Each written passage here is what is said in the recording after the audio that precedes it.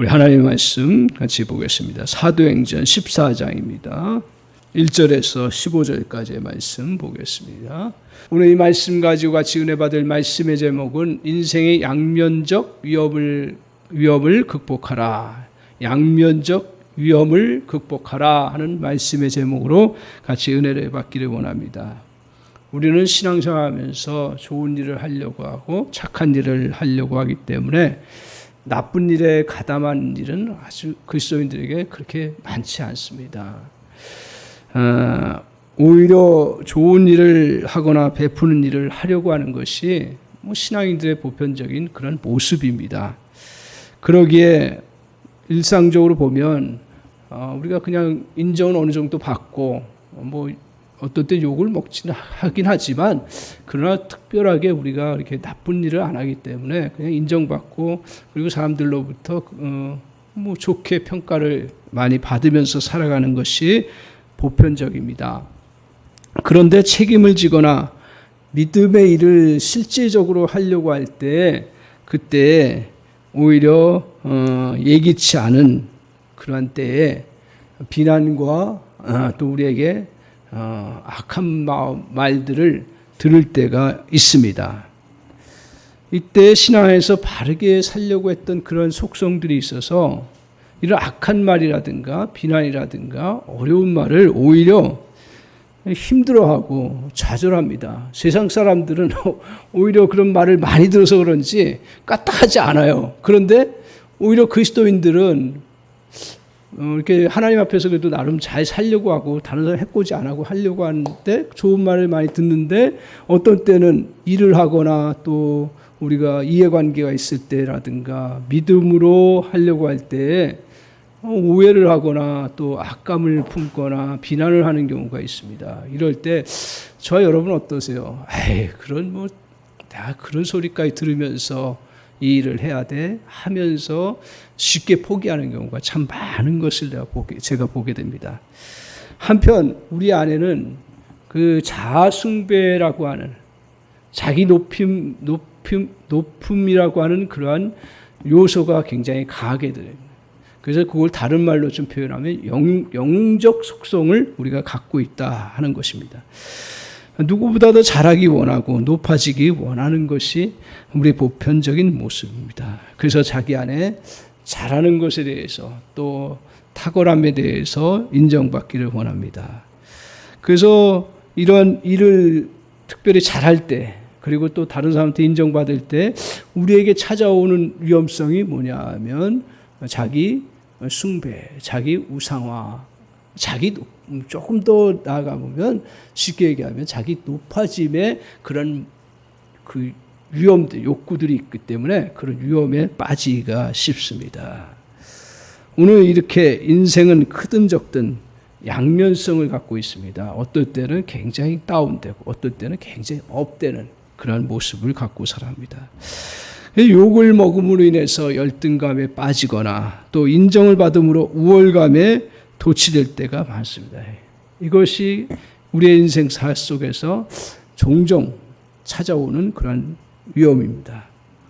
그런데 이런 양면적인 위협을 우리가 잘 극복해 나가야 되는데 이것을 믿음의 사람들이 믿음 안에서 잘 극복한 모습을 오늘 본문에서 보여주고 있습니다. 하나님의 말씀에 근거해서 그들이 믿음을 가지고 이런 양면성의 위험, 하나는 높아짐, 하나는 굉장히 열등감, 이 부분을 잘 극복해 나간 그러한 믿음의 사람의 모습을 오늘 본문에서 보여주고 있습니다. 그것은 여러분이 잘 알고 있는 바울과 바나바라고 하는 그 두 사도인데요. 이분들이 이제 이고니온이라고 하는 그 지역, 그 아시아 지역이라고 하지요. 터키 쪽에 그 아시아 지역에서 이제 복음을 열심히 전하는데 이고니온에서는 어떤 위험성을 갖게 되냐면 악담을 듣고요. 그러면서 굉장히 그 좌절할 수밖에 없는 그러한 위험성에 거하게 됩니다. 이걸 잘 극복해요. 또 한편은 어디냐면 루스드라라고 하는 곳인데 그곳에서는 굉장히 바울이 하나님의 능력을 가지고 안전뱅이를 고침으로 인해서 굉장히 높아짐의 그런 시간들을 가는데 이때 굉장히 우상화의 위험, 자기 우상화의 위험에 거하게 되는 그런 위험에 빠지는 것에서 잘 이겨내는 그런 두 가지 모습을 보여주고 있습니다. 오늘 이 말씀을 통해서 하나님께서는 우리에게 이 땅에 살면서 믿음의 사람들이 이러한 양면성의 위험을 잘 극복하도록 믿음의 선배를 통해서 보여주고 말씀을 통해서 우리에게 깨닫게 하십니다. 따라서 오늘 그리스도인들은 이 땅에 살면서 저도 그렇고요, 여러분도 그렇고 이게 이러한 위험성에 빠지지 아니하고 이겨나감으로 해서 인생에 하나님이 저와 여러분에게 주시는 많은 열매들, 행복함과 또 하나님의 능력과 하나님의 또 역사하심과 하나님 우리에게 주신 은사와 능력들을 잘 열매를 맺으면서 살아가는 그런 복된 백성들이 되시기를 바랍니다. 그래서 먼저 첫 번째 위험성은 뭐냐 하면 악담입니다. 악담. 보십시오. 오늘 이제 바나바 바울이 이고니온이라고 하는 그 아시아 지역에 도착을 해서 복음을 열심히 전합니다. 참 하나님의 은혜가 너무 컸던 것 같아요. 그래서 큰 은혜를 덧입어서 복음을 전하니까 많은 사람들이 믿기 시작하고 바울과 바나바를 따라요. 이 따르는 것은 하나님을 따르는 거죠. 그래서 이제 하나님을 따르면서 믿음 생활하는 사람들이 크게 무리가 생깁니다. 그런데 여기서 항상 우리가 기억해야 되는 건 뭐냐면 이렇게 하나님의 일을 하고 또 우리가 평상시에 일을 할 때 하나님이 도우셔서 좋은 일, 우리는 또 은혜 받았다고 하는 일들을 해나갈 때 항상 그 다음에 그 옆에 따라오는 일이 있습니다. 지난번에 우리가 살펴본 것처럼 우리가 이 좋은 일 속에는 항상 어려운 일들이 함께 있다라는 얘기죠. 그것 중에 하나가 뭐냐 하면 2절을 한번 보세요. 1절, 2절 같이 한번 살펴보겠습니다. 같이 1절, 2절 같이 한번 읽어보겠습니다. 시작. 이에 이고니온에서 두 사도가 함께 유대인의 회당에 들어가 말하니 유대와 허다한 무리가 믿더라. 저기 믿잖아요. 2절을 한번 보세요. 이렇게 믿기 시작했어요. 시작. 그러나 순종하지 아니하는 유대인들이 이방인들의 마음을 선동하여 형제들에게 악감을 품게 하거늘. 저기 이제 복음을 전했는데 그걸 따르기 싫은 거예요. 안 따르면 되는데 사람이라는 게 그렇게 또 그걸 가지고 또 모함하고 또 이렇게 싫어하는 사람도 있어요. 그래서 그 따르지 아니하는 유대인들이 어떻게 하면 이방인들 복음 잘 받고 바울과 바나바를 쫓아서 믿음 생활 잘 하려고 하는데 어떻게 해요? 마음을 어떻게 했어요? 선동을 했어요. 선동해서 그 형제들에게 어떻게 해요? 악감을 품게 했어요. 그러니까 바울과 바나바에 대해서 악감을 품게 하는 거예요. 얼마나 불편한지 몰라요. 복음을 전하고 주의 일을 하는 데 있어서 이런 잘못된 감정들이 들어오면 얼마나 힘든지 몰라요. 복음이 제대로 전파가 안 돼요. 그래서 바울 같은 특히 자기의 약점은 아닌데 부르심을 받을 때에 약점이 있었던 거예요. 두 가지가 있었어요. 하나는 뭐였냐면 우리가 잘 알다시피 바울은 12사도 중에서 나중에 합류한 사람이에요. 그러니까 예수님의 그 부르심이 지상에서 있을 때 그 부르심이 되지 않았고 나중에 이제 그 바울을 극적으로 회심하게 하셔서 여기에 들어오게 한 사람이에요. 그렇기 때문에 항상 문제가 되는 게 뭐냐면 제자권이다. 이건 다른 말로 사도권.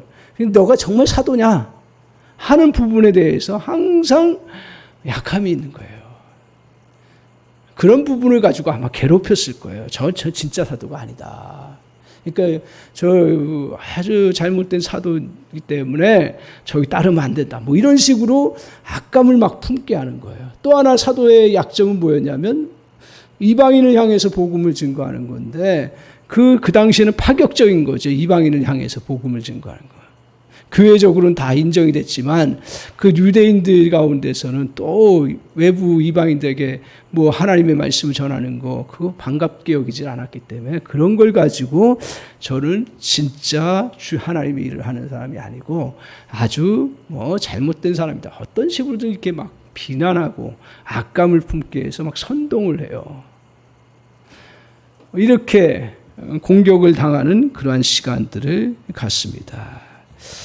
오늘 악감과 같은 그러한 비난의 말들 받을 때 이렇게 앞으로 나가지 못할 때가 많습니다.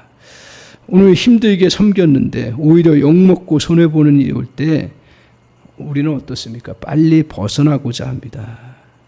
그런데 우리 그리스도인들이 저도 그렇고요. 여러분도 이게 제일 약한 부분 중에 하나라는 거예요. 우리는 그 좋은 이야기 듣고 항상 그 온실 속에 있잖아요. 교회라고 하는. 그 세상은 그렇지가 않거든요. 모함하고 더 없는 말도 만들어내고. 지금은 없습니까? 지금도 무슨 일을 하려고 하면 얼마나 비난하는 거, 말도 안 되는 거 가지고 악담하고 근거 없이 욕하고 하는 것들이 얼마나 많은지 몰라요. 이런 일을 당할 때, 에이, 그래, 내가 이렇게 나쁜 소리 들으려고 내가 이렇게 해? 이거 아니어도 다른 좋은 일들이 있으니까 가지 하고, 보통 선한 마음을 갖고 있는 그리스도인들 속에서 그렇게 합니다. 근데 그렇게 하면 안 되는 이유가 있어요. 왜냐하면 하나님은 오늘 바나바와 바울에게 그 지역에서 복음을 전해서 구원해야 될 사람들을 구원하고 그에게 맡겨진 사명이 있기 때문에 그런 거예요.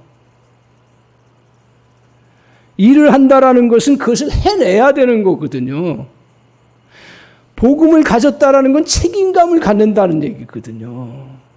생명을 살려야 될 사람을 그 상황 속에서 어떻게 하든지 내가 좋지 않은 이야기 듣고 힘들어도 그것을 잘 극복해 나가야 되는 거예요. 어떻게 극복하느냐 이거예요. 싸워요? 그 어떻게 해요? 같이 맞붙어요? 성경은 그렇게 하지 않아요. 오늘 아주 중요한 진리를 우리에게 가르쳐 주고 있습니다. 저는 이 말씀을 보면서 제가 목회하면서도 깨닫고 느껴지는 것 중에 이게 정답이구나. 하나님이 우리에게 여러 가지 상황 속에서 정답을 알려주시지만 그래도 보편적인 정답이다 생각을 하는 것 중에 하나가 이 3절을 한번 보세요. 3절. 이 악감을 품고 순동하고 좋지 않은 이야기, 비난의 이야기 듣고 이 힘들 때 우리가 어떻게 해야 되는가. 3절 같이 한번 읽겠습니다. 시작.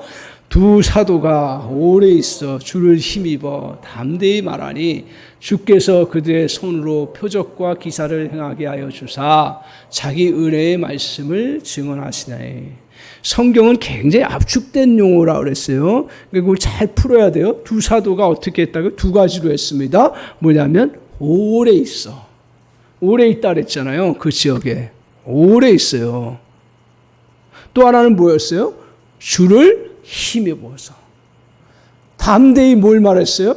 생명의 말씀, 진리의 말씀, 하나님의 말씀, 하나님의 그 복음을 할 말을 했다라는 거죠. 이 두 가지를 가지고 이것을 해요. 그러니까 어떻게 돼요? 결과로 주께서 그들의 손으로 오히려 표적과 기사를 행하게 하여 주사 자기 은혜의 말씀을 더 힘있게 이 어려운 가운데서 증언하게 하나님이 역사해 주셨다라는 거죠. 오늘 많은 그리스도인들이 약한 것 중에 하나가 악감과 같은 일을 당할 때입니다. 나쁜 소리와 더러운 일들에 엮이고 싶지 않아 합니다. 엮이지 말아야죠. 그러나 우리가 일을 해낼 때는, 직장에서 일을 해낼 때는 안 좋은 소리도 들어야죠. 왜? 사명이 있으니까. 그와 마찬가지로 그리스도인들이 그런 이야기를 왜 들어야 돼요? 우리는 사명이 있으니까요. 복음을 증거해야 되고 사람을 복음으로 생명을 건지는 일을 해야 되기 때문에 그렇습니다. 오늘 이러한 악감 가운데서 또 나쁜 이야기 들은 가운데서 승리하려면 다른 이유가 없습니다. 오래 견뎌야 합니다. 묵묵히 오래 견뎌야 합니다. 지금 대하는 힘든 대상, 힘든 일이지만 하나님이 나에게 섬기라고 그리고 헌신하라고 맡기신 일이기 때문에 그렇습니다. 이때 진리 안에서 오래 있으면 반드시 이겨나가는 은혜가 있습니다. 선동하는 사람들의 특징이 무엇인지 아십니까? 선동의 배후에 사실은요, 이 선동하는 마음을 가지고 막 악감을 갖게 하는 그 배후에는 뭐가 조종하냐면 사단이 조종하는 거예요. 어둠이 져요. 어둠의 흐름 속에서 하는 거예요. 진리를 드러내려고 하는 것과 진리 안에서 잘 하나님의 말씀을 드러내려고 할 때 방해하고 그것을 악감을 갖게 하면서 모함하는 것들은 이 선동하는 그런 사람들의 배후에는 어둠의 그러한 세력이에요. 그 성경을 보면서 어둠의 세력, 사단의 그러한 세력의 특징 중에 하나가 뭐냐면 막 무섭게 막 여러분을 공격하고 그러지 않아요. 물론 어떤 사람에게는 그런 위협되어 있지만 사단은 간교해요, 대부분. 그래서 막 이렇게 부추겨서 하나님을 믿는 믿음을 떨어뜨리게 하고 하나님의 일을 하는 것을 자꾸 낙심시켜 버려요. 이런저런 이유로. 그것 중에 하나가 뭐냐면 선동하게 해요. 아주 악감을 품게 하는 것 중에 하나예요. 신앙생활 하면서요, 서로 성도 간에 안 좋은 감정 가져보세요. 아이고, 신앙생활이 얼마나 어려운지 몰라요. 하여튼 그런 상황들이 왔을 때 그때 어떻게 하라고요? 오래 그냥 묵묵히 버텨내는 거예요. 별 수 없어요. 그런데 이 오래 버텨내면 사단은 빨리 끝내기를 원해요.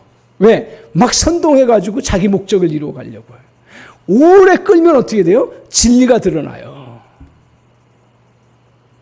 그러니까 시간의 흐름 속에서 진실한 것은, 온전한 것은 항상 그 끝까지 이렇게 가기 때문에 그냥 묵묵하게 버티면 되는데 같이 선동해가지고 같이 요동하고 같이 싸우고 같이 하다 보면 그 본질은 어디 간 데 없고 나머지 것들에 의해서 막 휘둘려가지고 넘어지는 경우가 얼마나 많은지 모릅니다.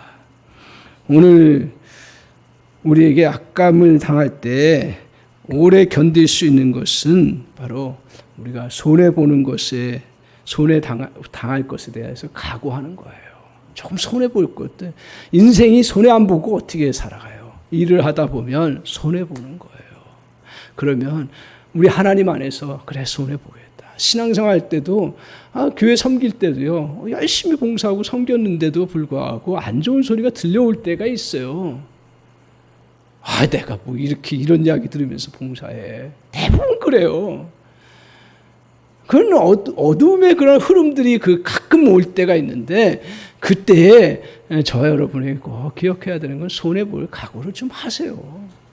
좀 넓게 생각하셔야 돼요. 그리스도인이라는 것은 넓게 생각해야 되는 거예요. 저도 그렇고요. 여러분도 그렇고.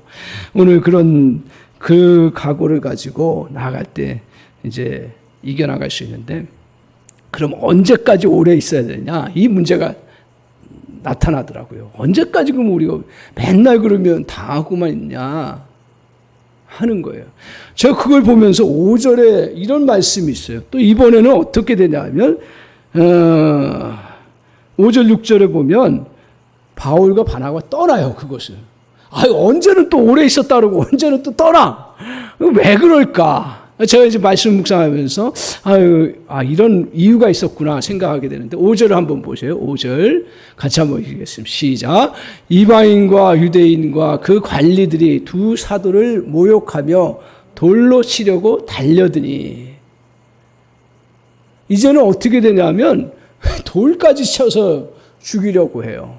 그 돌에 맞아서 우리가 당할 수도 있지만 그때 피할 수 있는 길이 있다라면 그 다음에 6절에 보니까 바울이 그것을 떠났어요. 이게 이제 여기를 하나님이 떠나라는 징조구나. 돌로 침을 당할 때요. 근데 그 앞에 4절까지는 어떤 상황이냐면 모함하고 막 비난하고 하지만 그 죽음의 순간까지는 아니라는 거예요. 그러니까 우리가 정말 내가 당하고 죽음의 순간 당할 때는 피할 수 있으면 피하는 거죠. 근데 언제까지 오래 참아야 되냐? 내가 모함받고 손해당하고 그래도 지키라 하면 거기서 사명을 이루는 그러한 상황까지 지켜나가는 거죠. 오늘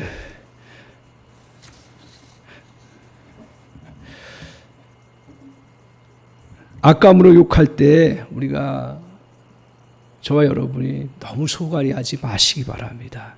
오히려 차라리 그냥 욕을 먹는, 그것도 훈련을 해야 되는 거예요.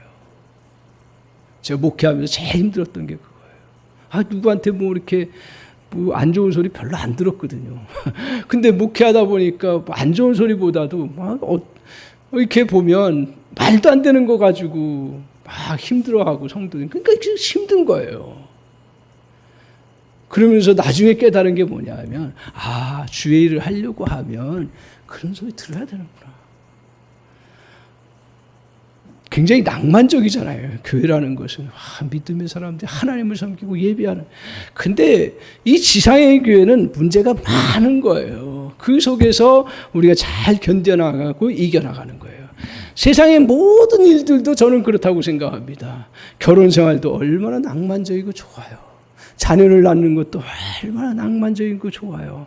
그리고 같이 함께 공동체를 이루어서 이웃과 함께 사는 거 얼마나 낭만적이고 좋아요. 그러나 실제 현상에 부딪히면 온갖 이야기들이 다 들려오고 별걸 다 들어야 돼요. 그런데 어떤 사람이 그 믿음 안에서 잘 견뎌나가요? 그런 소리 그냥 듣고 가는 거예요. 여기 악감이라고 얘기했는데 나쁜 소리, 싫은 소리 하는 거 꼭 저기 멀리 있는 사람, 나의 적들만 나에게 그런 말을 해요? 아니더라고요. 나의 친구에게서도 가끔 그럴 때가 있어요. 좋지 않을 때. 또 더 나아가서는 가까이 사는 가족에게서도 들어요. 심지어는 자기 자녀한테도 어떨 때는 서운한 이야기 듣고, 어떨 때는 오해되는 이야기 듣고, 어떨 때는 기분 상하는 이야기도 들어요. 또 어떤 때는 배우자한테도 그런 이야기 들을 때가 있어요. 나의 마음을 굉장히 상하게 하고 오해하고 악감을 가지고 이야기하는 것처럼 들려는 그러니, 그때 우리는 그것을 같이 분노하고 하지 말고 오래 참고 나가는 거예요. 이 은혜가 저 여러분에 있기를 바랍니다. 그러면 열매를 맺어요. 그리고 그 다음에 어떻게 하라고 그랬어요? 오래 참고 그 다음에 어떻게 하라고요? 하나님을 힘입으라고 그랬어요. 우리는 별 수 없이 연약한 존재예요. 그걸 인정해야 돼요. 하나님은 힘입어야 돼요. 나를 건드렸어? 내가 어떤 사람인데 더 잘 나간 사람일수록 그런 생각을 가질 때가 있어요. 그럴 때 이러한 문제를 풀어갈 때 선동하고 막 비난하고 악감을 품게 할 때, 그때 우리가 해야 될 일은 하나님께 힘을 덧내는 거예요.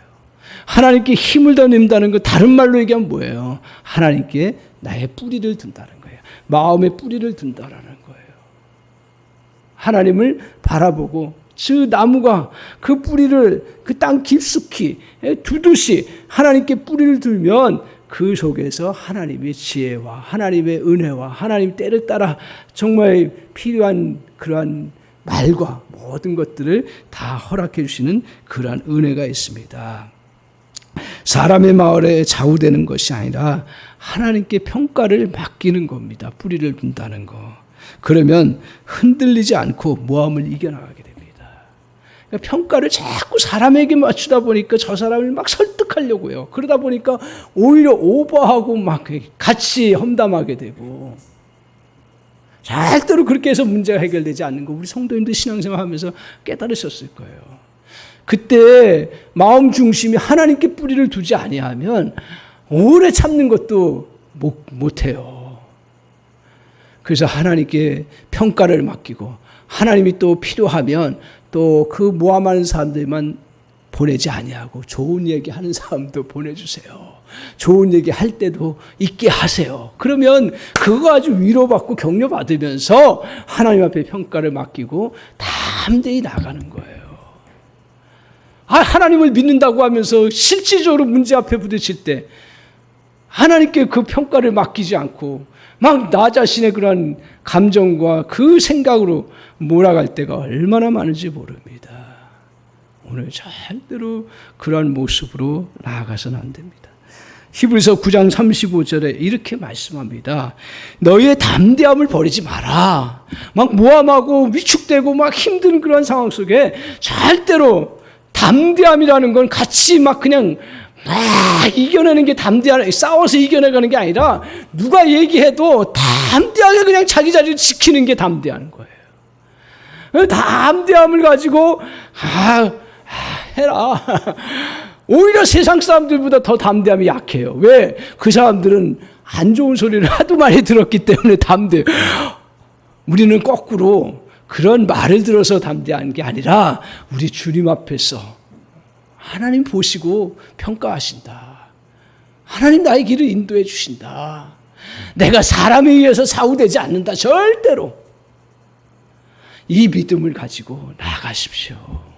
그러면 오해도 풀리고 모함도 이겨나가고 그러면 악감 품은 것도 다 풀리는 그런 역사가 있습니다. 오늘 이럴 때 주님께서 뭐라고 얘기를 하냐면 담대함을 버리지 말라. 이것이 큰 상을 얻게 하느니라. 열매를 맺게 해주신다라는 거예요. 인생의 열매를 맺게 해주시는 그런 은혜가 있습니다. 오늘 사랑하는 성도 여러분, 우리의 모든 일에 있어서 이렇게 여러 이러한 우리를 향해서 모함의 악담의 부분들이 다가올 때 두 가지 꼭 기억하시기 바랍니다. 오래 참고 그 다음에 주께 힘을 던지는 거, 뿌리를 두십시오. 그러면 저와 여러분들 그거 다 이겨나갈 수 있습니다. 이 진리 안에서 정말 여러분이, 저도 그렇고요, 수없이 우리에게 현 시대는 누구나 모든 언로가 다 열려있기 때문에 별 얘기 다 듣습니다. 그게 인터넷으로 통해서든 뭐 또 어떤 걸 통해서든 다 듣습니다. 그걸 각오하시고 저 여러분 오래 참고 주를 힘입고 그 믿음으로 나갈 때 오히려 어때요? 열매가 많아지는 역사가 있는 줄 믿습니다. 아멘. 두 번째로 우리가 이렇게 또한 예상치 못한 위험 중에 하나가 뭐냐면 우상화의 위험입니다. 여러분 신앙생활의 본질이 뭔지 아십니까? 신앙생활의 본질은요, 제가 가끔 말씀 나눴지만 우리가 성화의 과정이라는 거, 또 하나님 앞에 가까이 가는 거, 가장 본질적인 건 뭐냐면 오늘 하나님을 섬기는 그러한 과정인데, 그 하나님을 섬기는 과정 속에서 자기 우상화, 자아숭배라고 이야기하죠. 자아숭배의 마음이 항상 우리는 죽을 때까지 있어요. 이게 죄성의 마음이에요. 자아숭배. 나를 건드려? 나를 무시해? 내가 어떤 존재인데? 이게 항상 있어요. 오늘 이제 이것이 어려울 때는 잘 안 나타나요. 이게 또 어려울 때도 나타나긴 해요. 이상하게 나타나는데 오늘 본문에서는 잘 됐대요. 그것도 하나님의 능력의 역사가 나타날 때예요. 여러분, 우리가 신앙생활하면서 은혜 받고 교회가 은혜롭다고 했을 때 조심하세요. 제가 이걸 막 너무 긴장감을 드리는 게 아니라 사실 그래요. 지난 시간에 같이 살펴봤듯이 항상 우리의 좋은 일 속에는 같이 어려운 일도 같이 있다라는 거예요. 축복 속에는 시험도 같이 있다라는 거예요. 고난 속에는 그 행복도 같이 있다고 같이 말씀을 나눴습니다. 그래서 이 은혜 많이 받았어. 교회가 은혜로운데 하나님의 말씀이 잘 선포되고 성도들이 좋고 그러는데 은혜로운데 뭐가 좋다 그러는데 은혜 받을 때 항상 그 다음에 문제가 있어요. 사도 바울이 그렇게 능력 있게 복음을 전해서 은혜 있는데 어땠어요? 반대하는 사람이 있었잖아요. 똑같은 거예요. 시험거리가 항상 있는 거예요. 오늘 이제 사도 바울이 어떤 이제 일을 했냐면 보세요. 9절에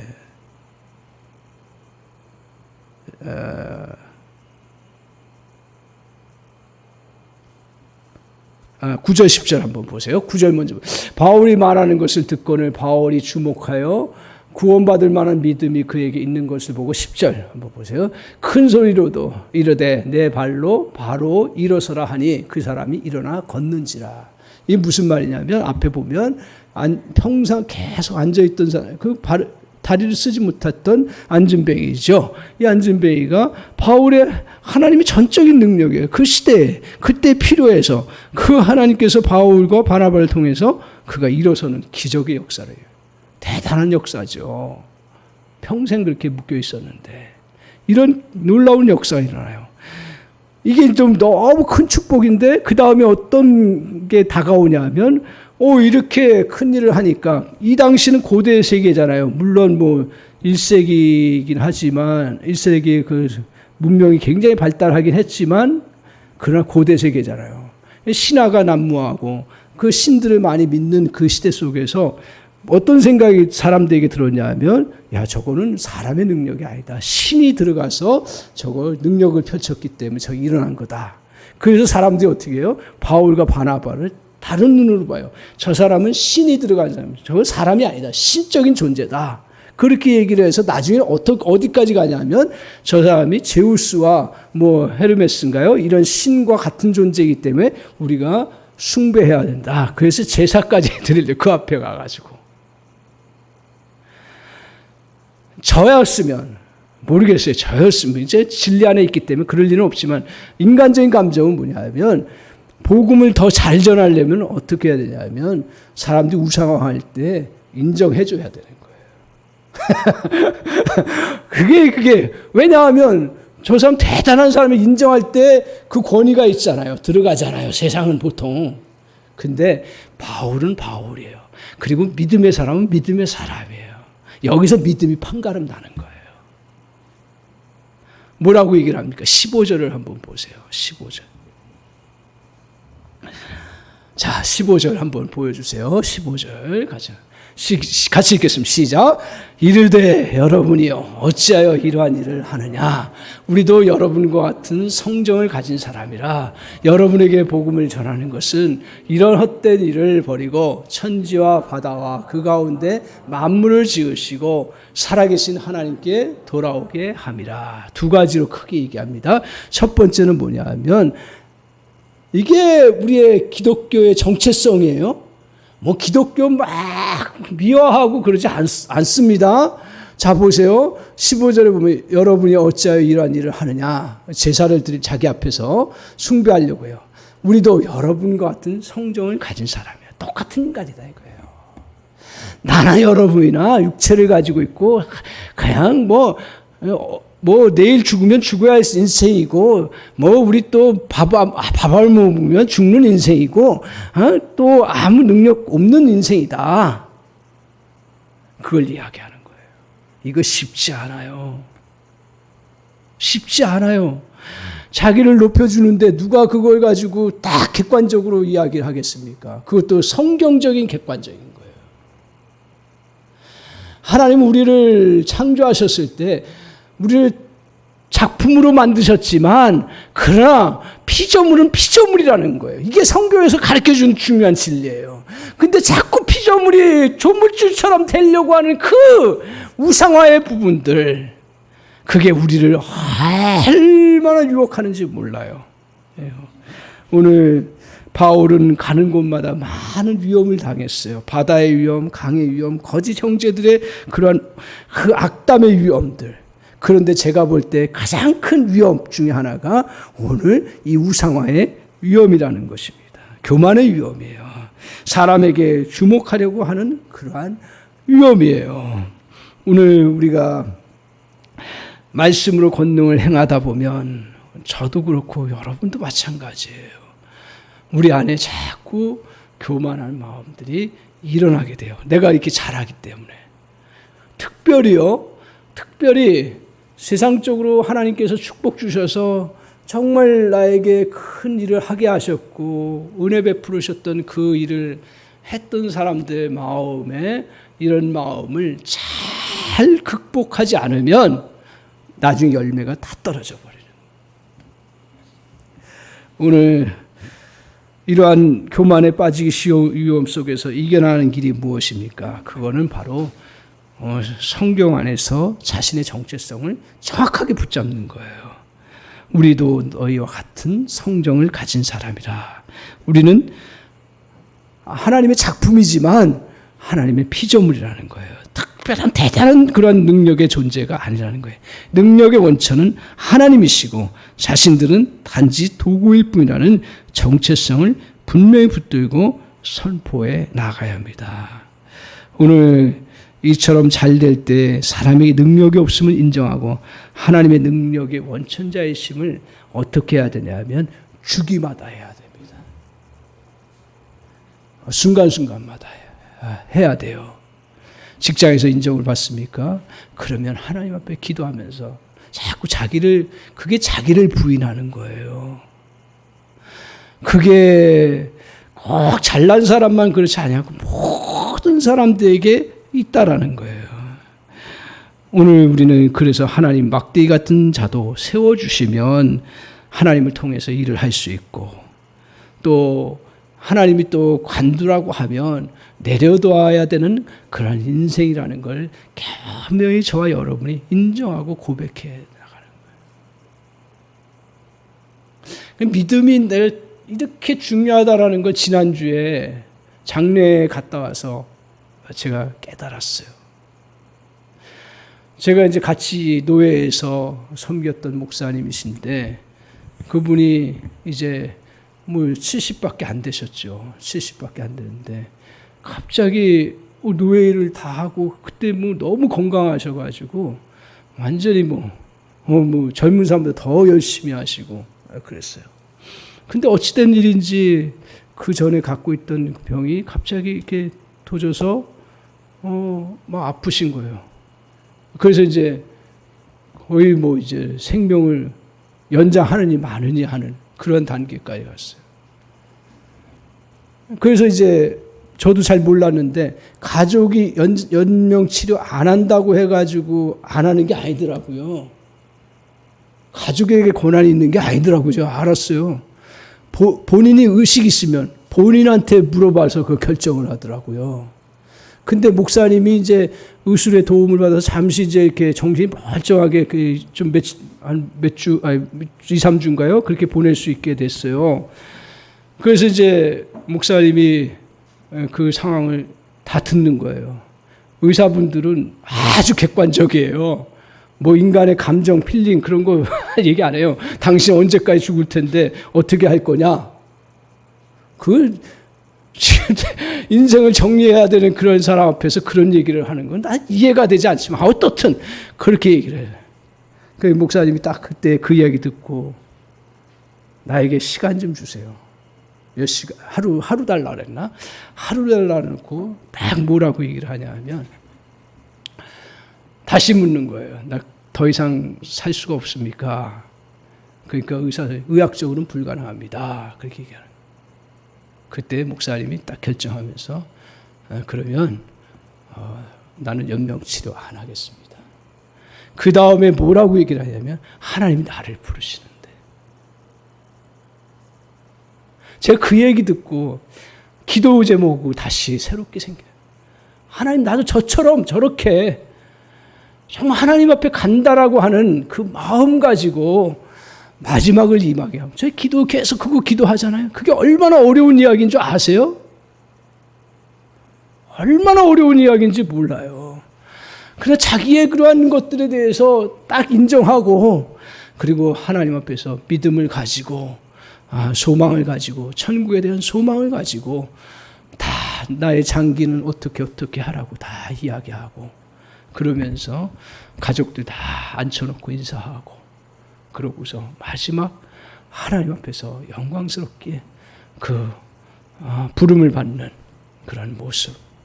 제가 몇십 년을 장례 다니면서 지난주처럼 정말 도전받고 제 인생을 다시 생각해보게 하는 그런 시간이 되었습니다.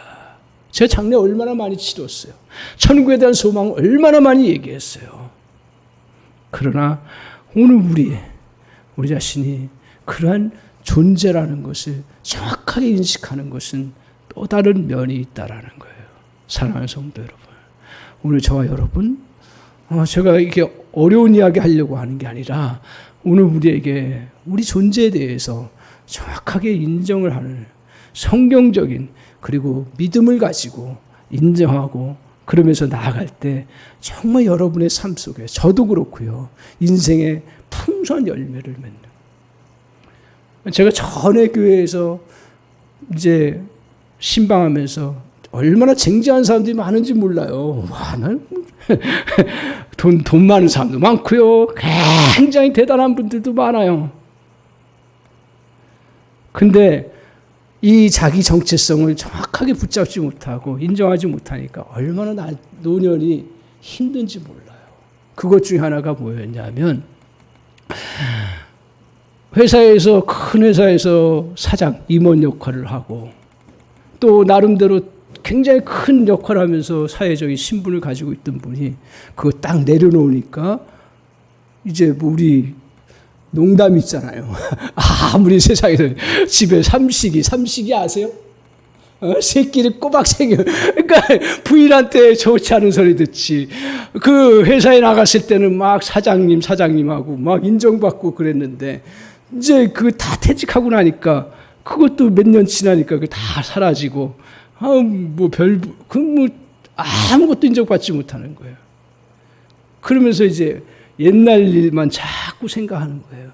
자기가 적응해야 되고 해야 될 일들을 하지 못하고 그냥 그 안에서 인정하지 못하고 사니까 제발 목사님 기도해 주세요. 목사님 우리 남편이 이러한 그냥 집에만 있지 말고 활동도 하고 그냥 좀 이렇게 여가 생활도 하고 할 수 있도록 그리고 내려놓고 좀 이렇게 집안 살림도 조금 이렇게 해나갈 수 있도록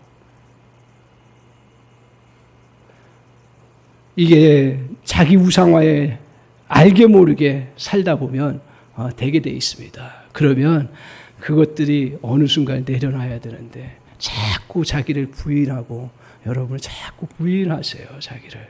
저도 그럴 거고요. 그렇지 않으면 그동안 쌓았던 열매들이 다 없어져요. 자기를 낮게 평가하라는 얘기가 아니라 하나님이 주신 은혜 아래서 내가 살고 있고 나의 정체성이 이렇다라는 것을 분명히 깨닫고 겸손하게 주님 앞에 나아가는 은혜가 있기를 바랍니다. 사랑하는 성도 여러분, 오늘 우리 인생은 이렇게 양면적인 위험 속에 항상 노출되어 있습니다. 하나는 높아지고 하나는 열등감에 빠져가고 이러한 부분에 있어서 저와 여러분이 정말 오늘 진리 가르쳐주면 나는 오래 있고 오래 있으면서 주를 힘입고 또 한편으로 우리 주님 앞에서 정말 나는 성정이 당신과 같은 사람이다. 그리고 또 하나 목적은 뭐냐면 이걸 통해서 나중에 다 하나님께로 돌아오게 하시기 위한 일이었다고 고백을 하잖아요. 내 능력의 역사가 네가 하나님의 뜻이라는 하나님께서 뜻 가운데서 이루어지셨다라는 거예요. 하나님의 뜻을 붙잡습니다. 오늘 저와 여러분 이러한 은혜를 누리시면서 잘 복된 그런 삶을 이루어가시기를 주님의 이름으로 간절히 축원합니다.